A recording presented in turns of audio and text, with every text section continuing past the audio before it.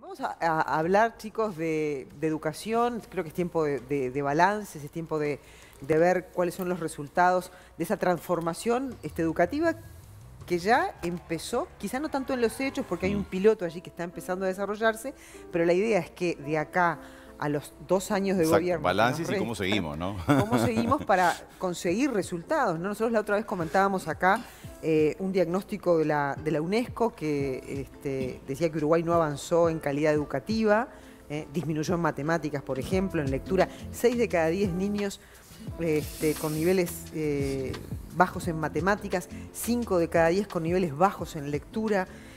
Por allí también hay una cifra sí, que... Más que la lectura, la comprensión lectora. La comprensión, ¿no? Lectora, creo que eso es peor todavía, leer y no sabes lo que lees y cómo sintetizar. Claro, no entender, no aprender, ¿no? Y el 42% de los jóvenes, según cifras que manejó oficialmente la ANEP, de 19 años, están fuera del sistema educativo, ¿no? Esas son cosas realmente tremendas que el propio Robert Silva las asumió de esa manera, ¿no? Es decir, hay que hacer una autocrítica en ese sentido.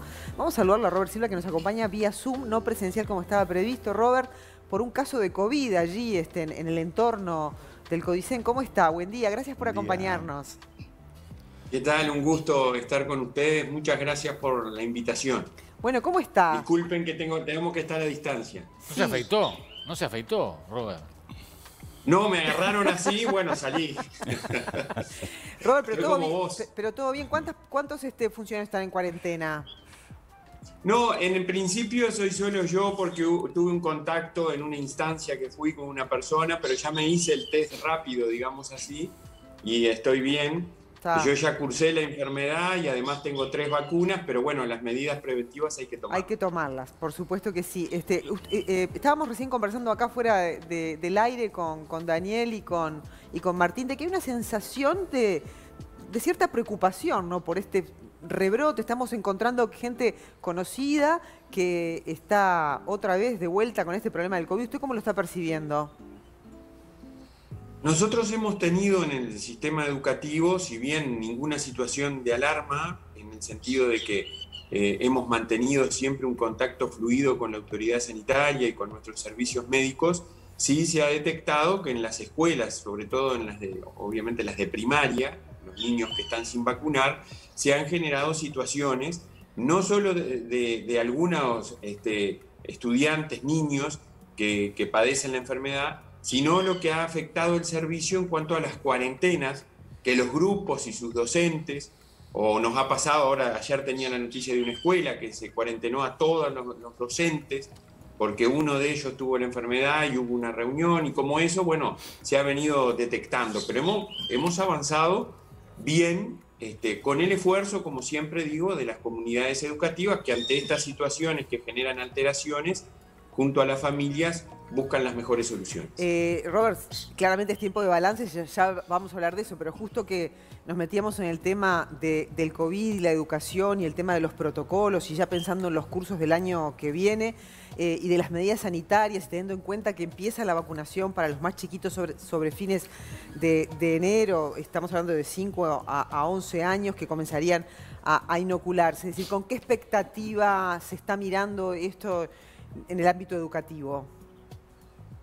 Con muchísimo entusiasmo, como lo hicimos desde un principio, nosotros como autoridad educativa, todo el Codicen, las direcciones generales y el Consejo de Formación en Educación, en lo pertinente, apoyamos siempre las medidas sanitarias. La primera, que no me canso de decirle, que fue clave para que anduviéramos de la manera que hemos andado, absolutamente despegados del resto de los países latinoamericanos, ni lo dudo que es así, porque converso con muchos responsables en forma habitual, fue la vacunación a los docentes en forma priorizada junto con el personal de la salud. Ustedes recuerdan que de 149 países en el mundo, solo 17 priorizaron la vacunación de sus docentes y de sus funcionarios, públicos y privados. Y ese fue el Uruguay. Luego tomamos una segunda medida que fue diferencial y muy buena, que fue vacunar a los menores de 18, de 12 a 18. Fuimos de los primeros, segundos o terceros en Latinoamérica, y eso nos impactó muy favorablemente. Y ahora la vacunación a los niños, existiendo evidencia y recomendación internacional de que ello es factible y se puede hacer.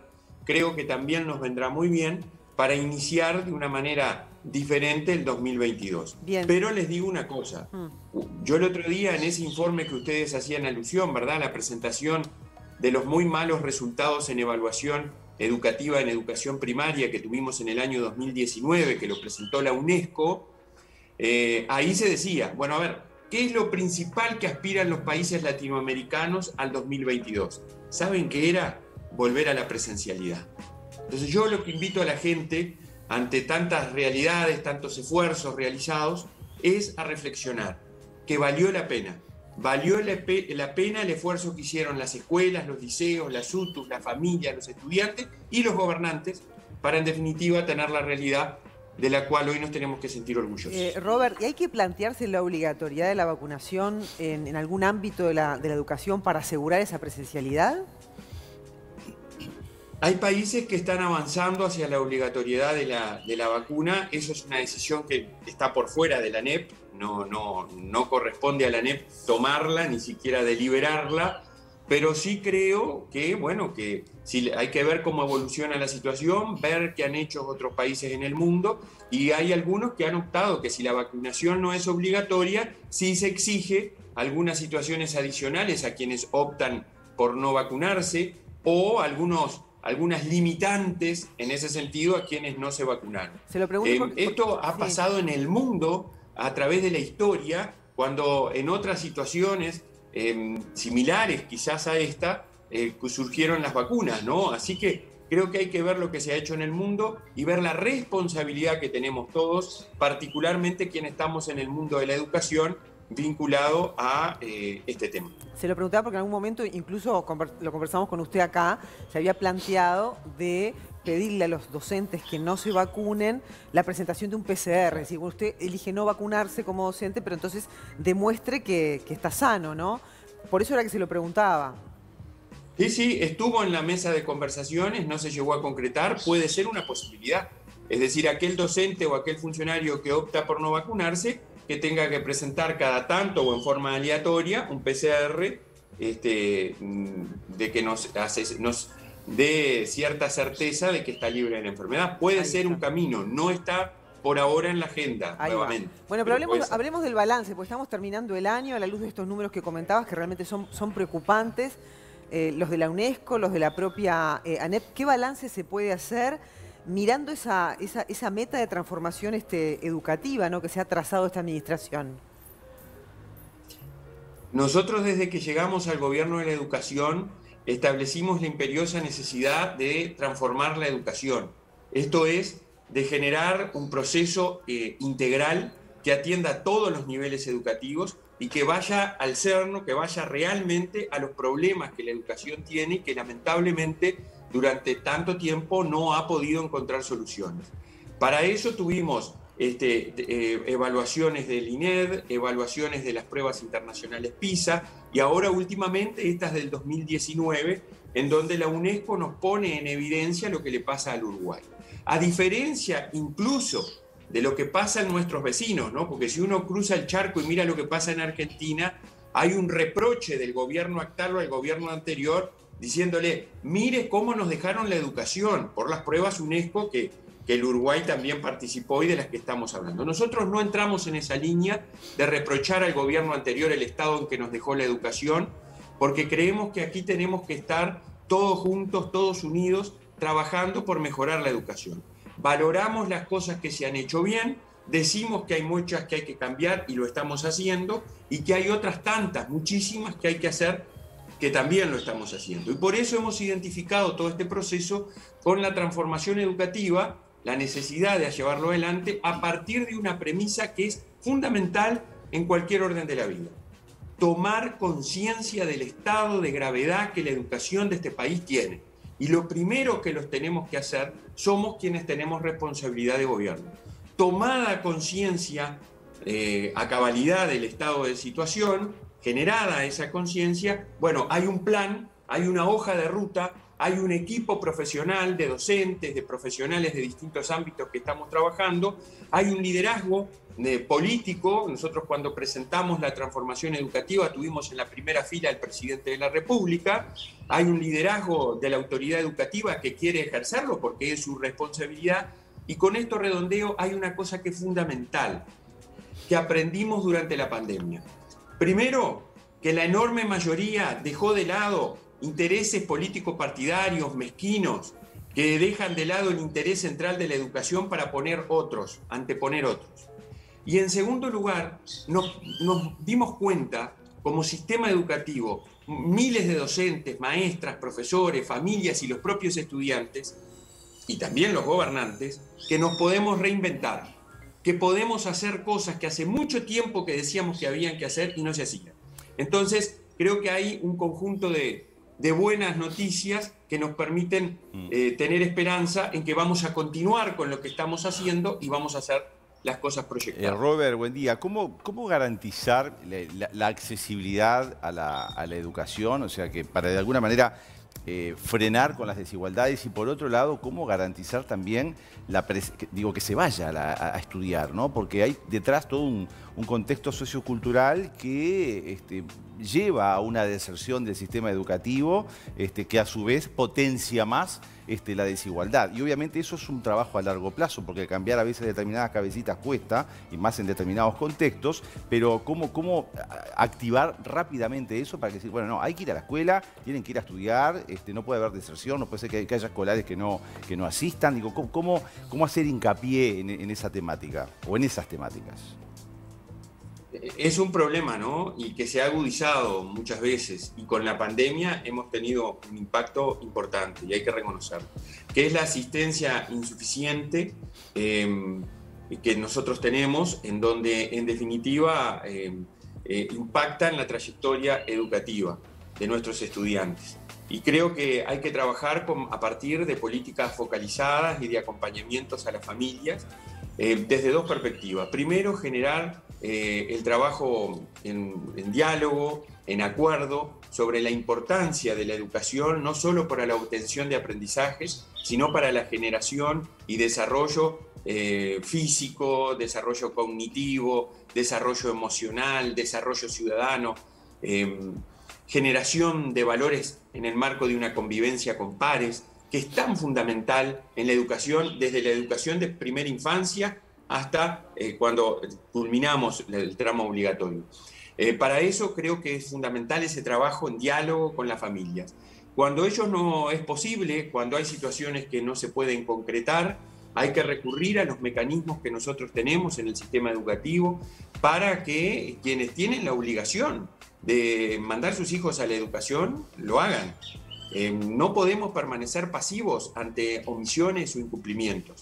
Y en particular en educación primaria se trabaja desde esa perspectiva. Estamos avanzando también en otra cuestión que es bien importante, que es el trabajo desde una perspectiva focalizada. Nosotros no podemos partir de la premisa, como algunos tienen, y la respeto pero no la comparto, de que debe ser todo para lo mismo en forma igualitaria. No, señores. Nosotros aquí tenemos situaciones de vulnerabilidad, de vulneración de derechos, situaciones que desde el inicio tienen un diferencial importante, a las cuales hay que atender de forma diferente. Y nosotros ahí hemos desarrollado planes focalizados, intervenciones focalizadas. Y ustedes habrán visto que el otro día presentamos un plan acción, ANEP en acción, en Casaballe en particular, con fuerte involucramiento de 16 comunidades de educación inicial y primaria, centros de UTU, centros de secundaria, para potenciar todos los dispositivos o programas que la ANEP tiene y también trabajar con otras entidades del área social e incluso organizaciones de la sociedad civil.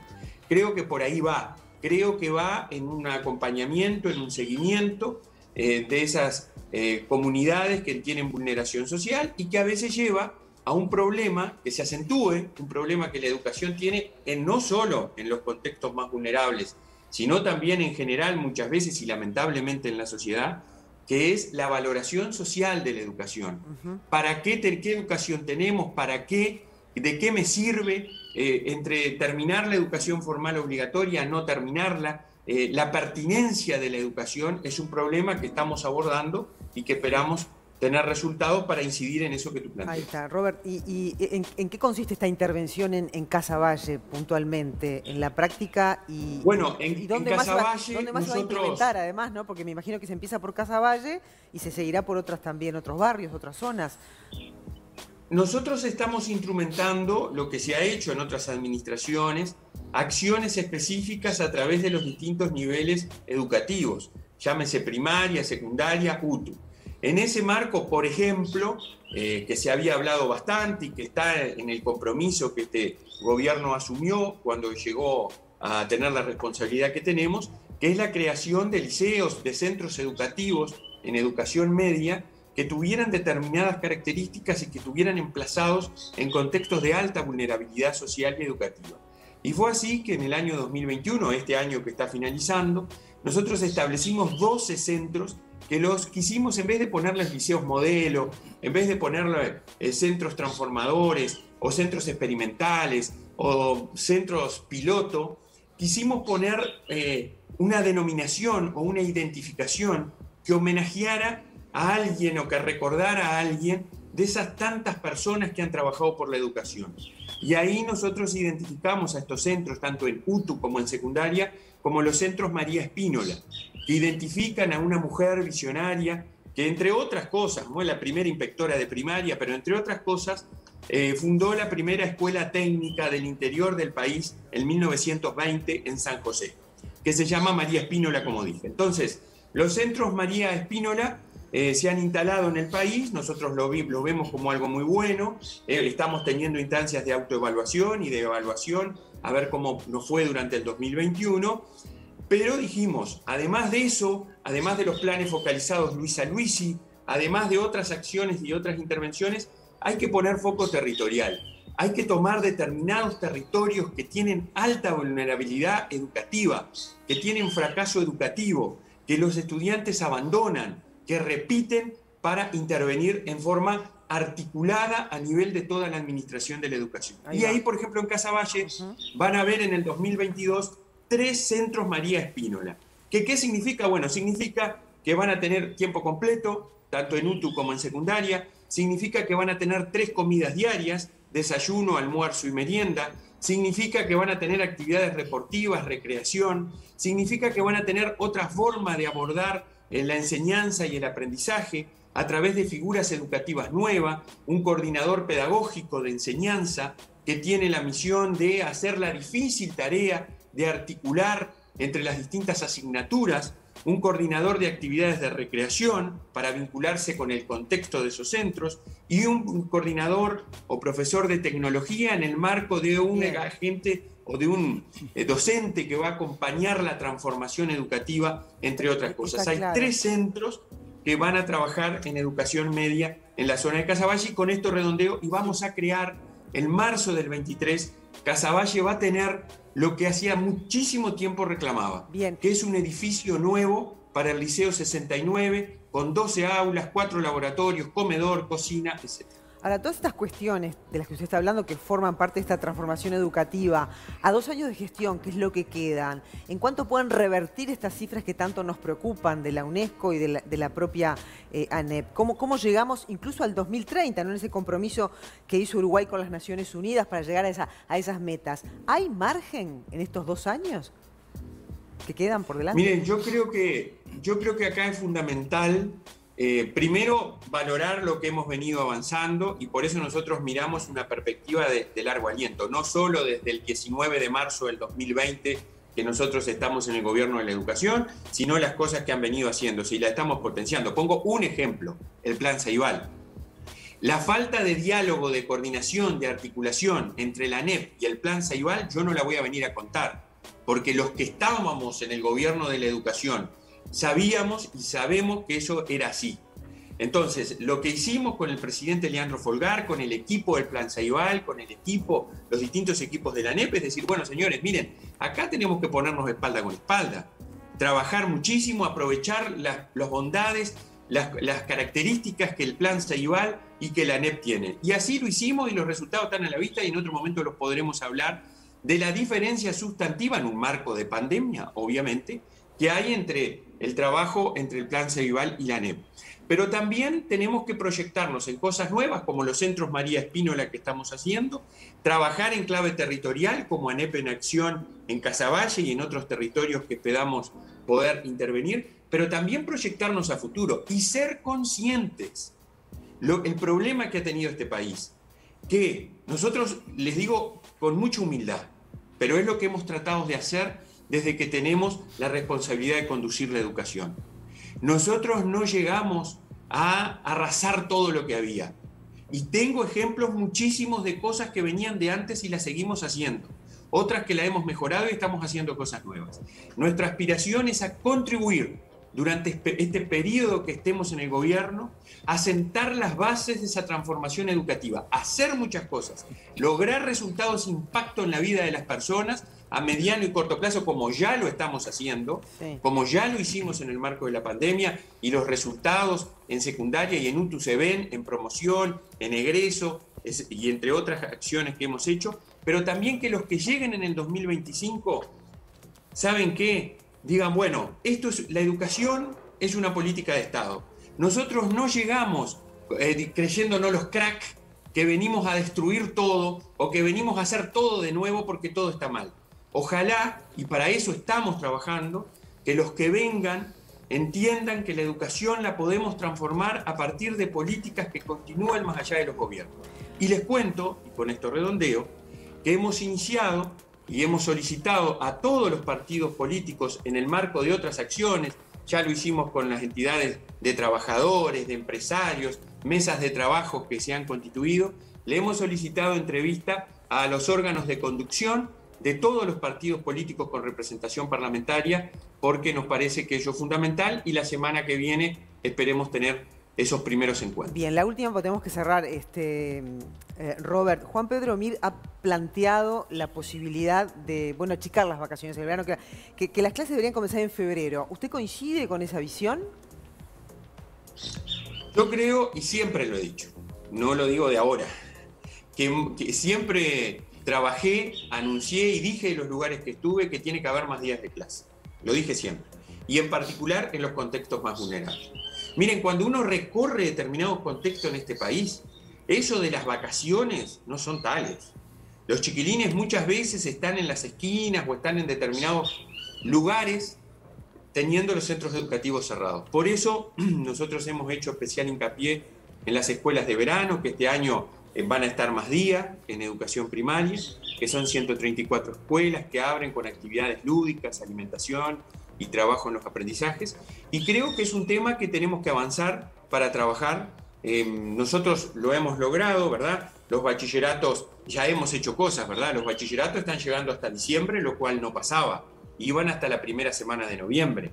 Las clases este año, es cierto, en un marco de pandemia, están terminando el 21 de diciembre en educación inicial y primaria.